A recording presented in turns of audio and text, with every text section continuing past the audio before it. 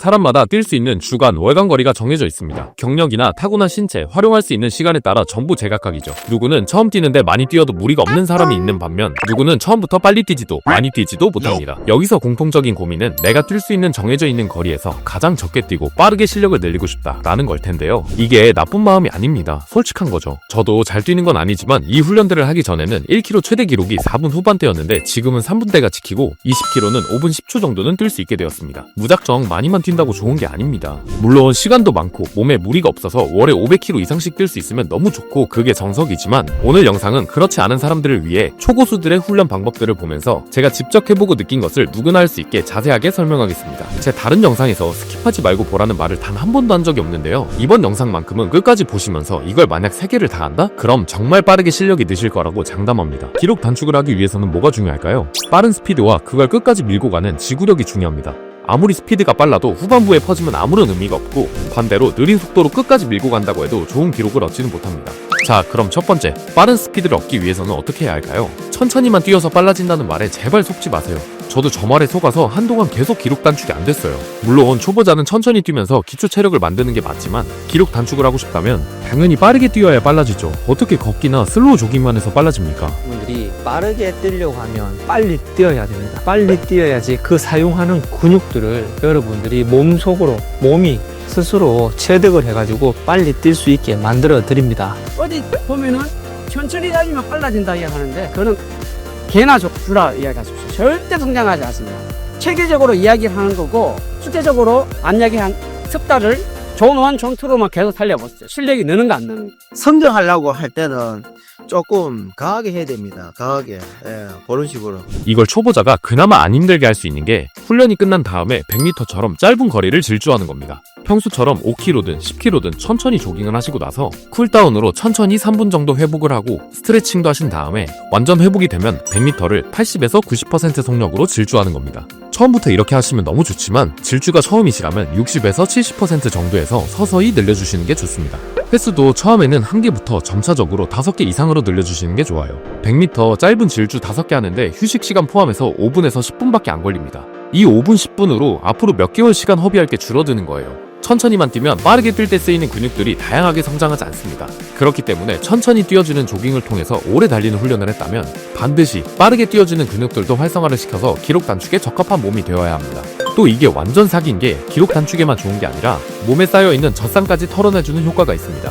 그러니까 다음날 피로회복에도 훨씬 좋다는 거죠. 그리고 질주할 때 많은 사람들이 모르는 장점이 또 있는데요. 케이던스나 리듬감에도 도움이 됩니다.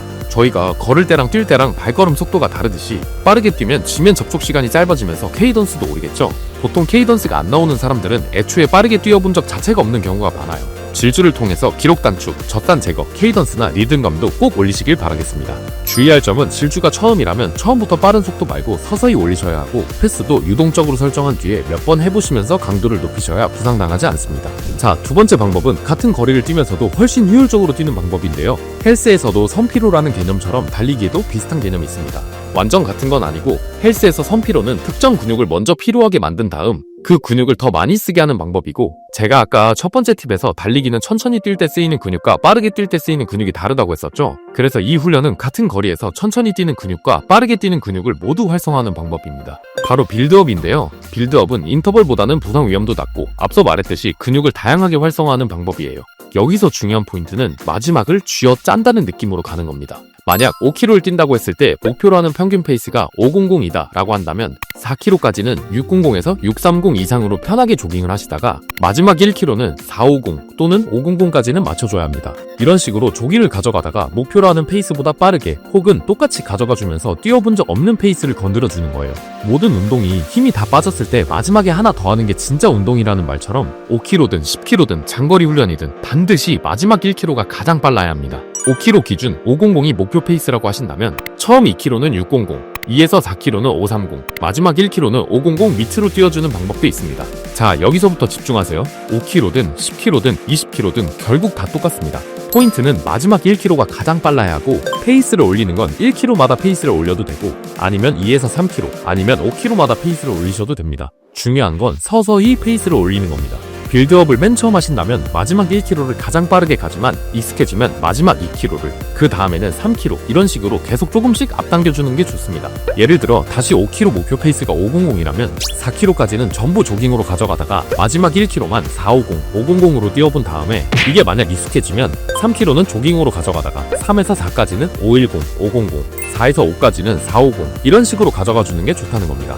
여기서 강도 조절 꿀팁은 앞에 조깅 페이스를 너무 천천히 가져갔으면 마지막에 목표 페이스보다 속도를 올리셔도 되고 아니면 목표하는 페이스에서 거리를 늘리셔도 됩니다. 반대로 앞에 조깅을 조금 힘들게 가져갔으면 마지막에는 목표 페이스에 가깝게만 가져가 주시고 서서히 목표 페이스 거리를 늘려주시면 됩니다. 꼭 기억하셔야 할 건 반드시 거리에 따라 마지막 5km부터 마지막 1km가 가장 중요하다는 거 잊지 마세요. 마지막 훈련은 하기에 따라 거의 끝판왕이라고 볼 수 있습니다. 각자 난이도에 맞게 강도를 쉽게 조절할 수 있는 훈련이고 달리기를 조금 즐겁게 할 수 있는 훈련입니다. 바로 파틀렉 훈련인데요. 파틀렉 훈련의 뜻은 속도놀이라는 뜻입니다. 인터벌이나 다른 훈련처럼 정해진 거리를 정해진 시간 안에 뛰는 개념이 아니라 각자 본인에게 맞게 거리와 시간을 설정할 수 있는 훈련이에요. 질주와 느린 조깅을 번갈아 가면서 다양한 근육들을 활성화하고 최대 심박수를 끌어올리는 겁니다.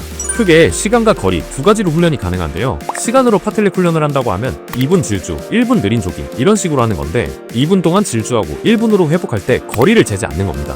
2분 동안은 본인이 낼 수 있는 기량의 70에서 90까지 질주를 하고 1분 동안은 빠르게 걷거나 아주 천천히 조깅을 해주는 거예요. 이러면 평상시에 인터벌과 비슷한 효과를 내면서도 자연스럽게 속도를 조절하게 되니까 부상 위험이나 부담이 줄어서 거리에 구애받지 않고 끝까지 훈련을 완주할 수 있게 됩니다. 반대로 인터벌을 할 때는 예를 들어 2분에 정해진 거리 300m를 갔는데 파틀렉 훈련을 하면 컨디션이 좋을 때는 400에서 500을 갈 수도 있다는 거예요. 인터벌을 하다가 포기하시는 분들이나 아직 빠른 페이스가 익숙하지 않으시면 이렇게 몸이 자연스럽게 강도를 조절할 수 있도록 시간 파틀렉 훈련을 하시는 게 좋습니다. 자, 이번에는 거리 파틀렉입니다. 만약 200m 동안 질주를 하고 100m까지는 휴식을 하겠다고 하면 이번에는 시간을 재지 않는 겁니다.